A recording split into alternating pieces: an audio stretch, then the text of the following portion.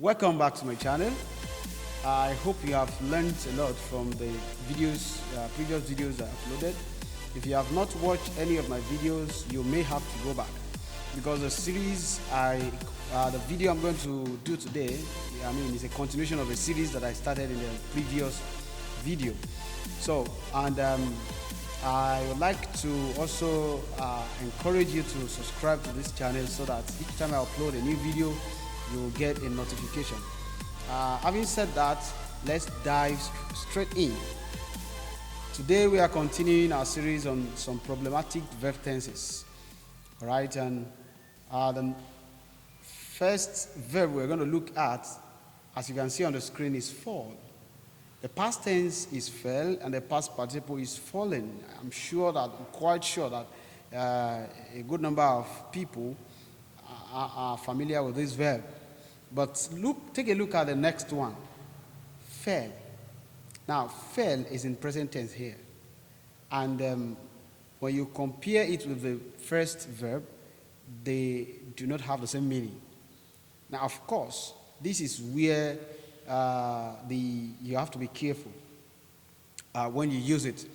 You see, fall as fell as its past tense, but fell as a present tense has failed as a past tense and failed as past participle. So when you want to use that as an example, you say, we felled trees yesterday. That's past tense. We felled trees yesterday, and then we have felled some trees today. We have felled some trees today. And that is how you use it in past, tense and past. When you cut down a tree, you don't say you fall it, you fell it. And the past tense of that is felled. Past participle is felled. Okay? You can also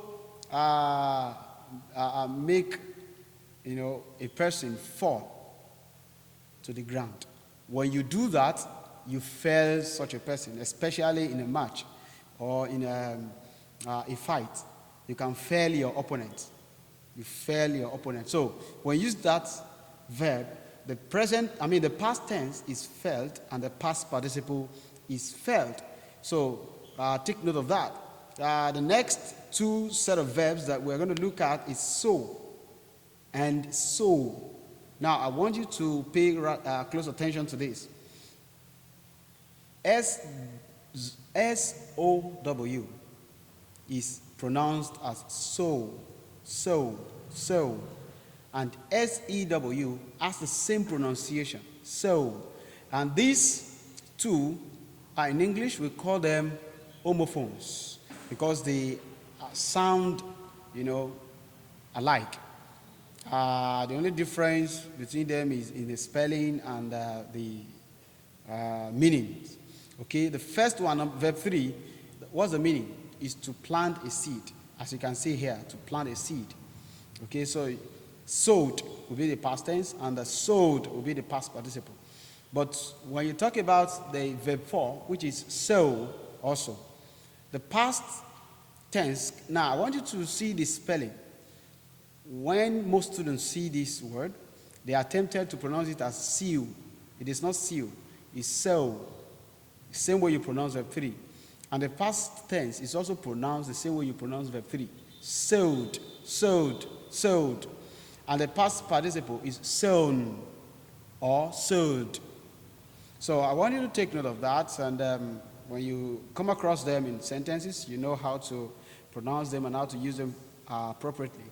An example is, she sewed all my clothes.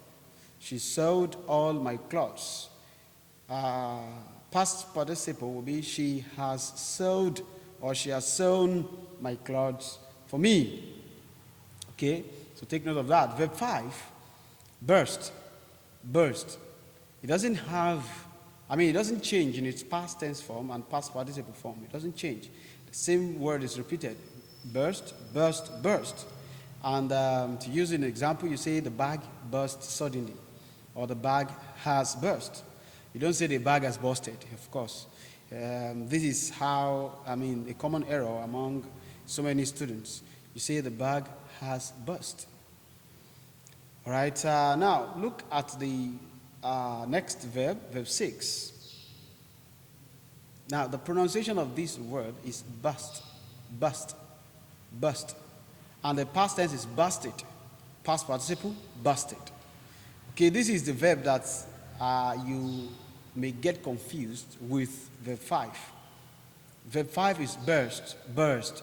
And verb 6 is bust, bust, bust. Okay, and it means to break something.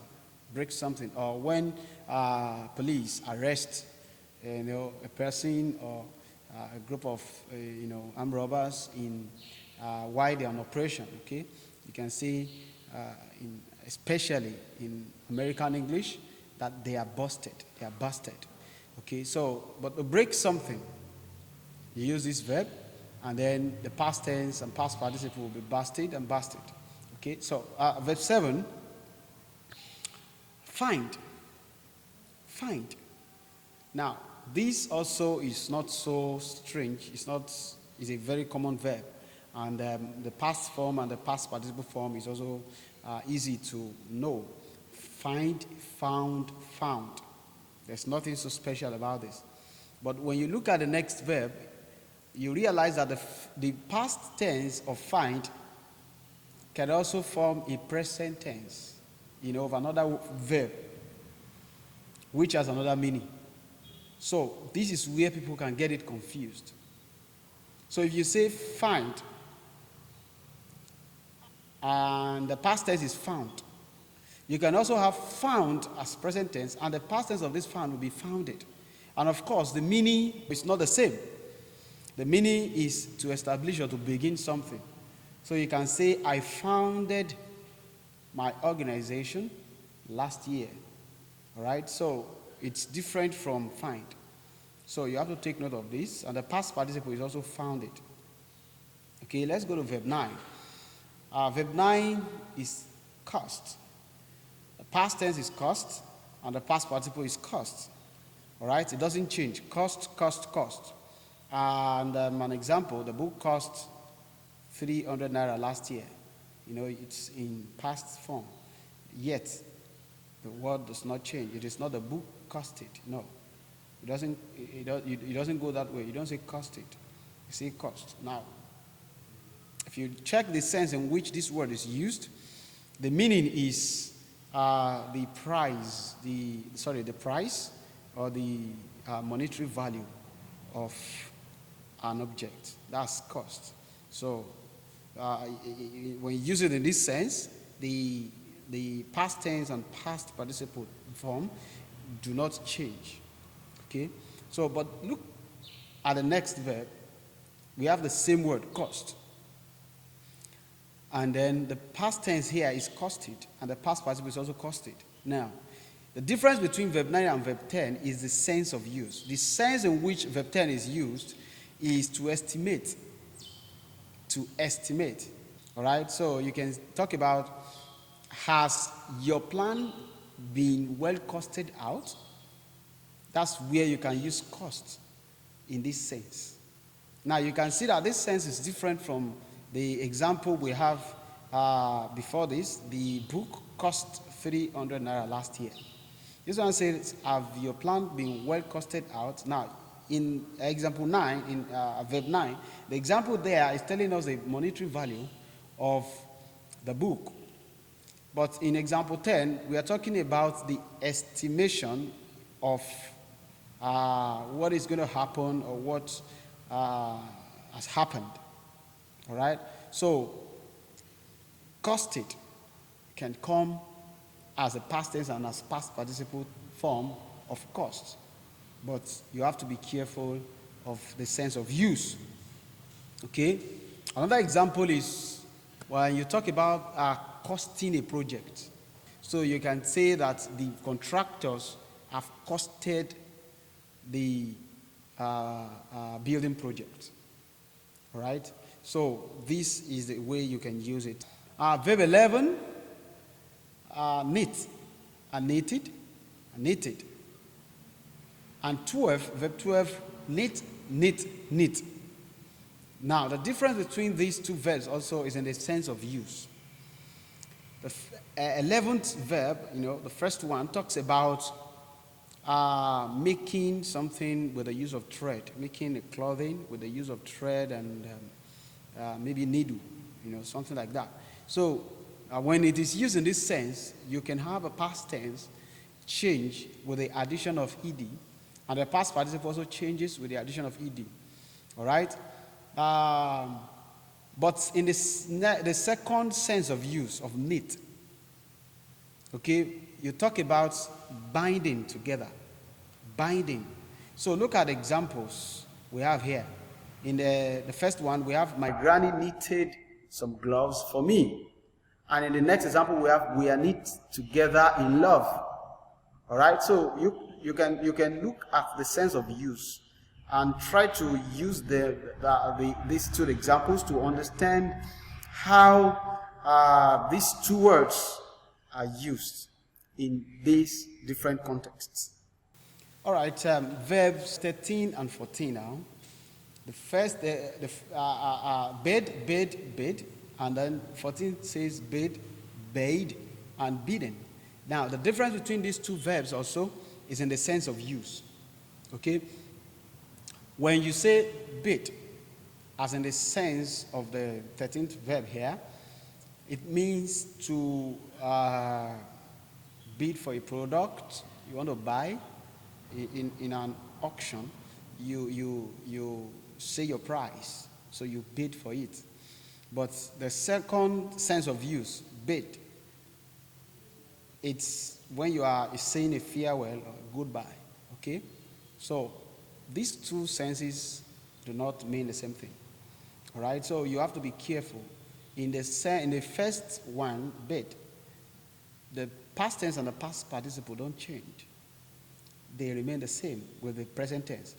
But in the other word, in the 14th verb now, bid, it changes in the past tense and the past participle also changes. So you have to take note of this change. So an example in the first sense is, when you bid for a product, you bid for a particular good, So, but in the second sense, you say a goodbye, right? Example is, he bade us goodbye. He has bidden me goodbye. All right. So this is, I like you to take note of these, the nuances, all right, in the usage of all these verbs. You can see in this series, what I did is put together some couple of verbs that have pairs that can easily get confused. So, and I believe that you have learned something valuable today. All right. So if you have learned something valuable, I'd like you to put in the comment section so that you can encourage me. And also, I'm going to display a task in this next slide. All right. So try to attempt this exercise so that you can test, evaluate how much you have learned. All right, and put your responses, your answers in the comment section so that I can, see them and then be sure that you have learned something. All right, and then if you have questions, you have topics that you would like me to treat, kindly put them in the comment section as well, and I'm going to do justice to them. Thank you for listening and watching my videos today. See you next time. Bye.